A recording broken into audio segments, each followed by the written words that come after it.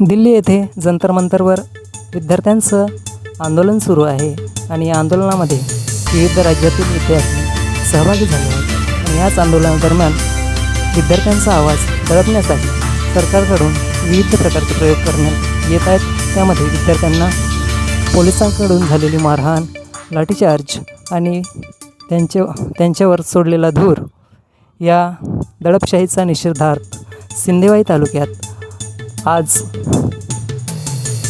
महाराष्ट्र कडकडीत बंद ठेवण्यात आलेला होता।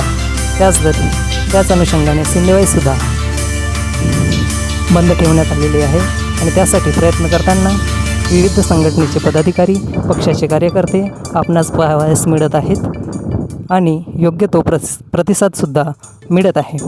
तेव्हा सिंदेवाहीतील या निषेधार्थ आंदोलनाचा भाग म्हणून आपण हे दृश्य बघत आहोत।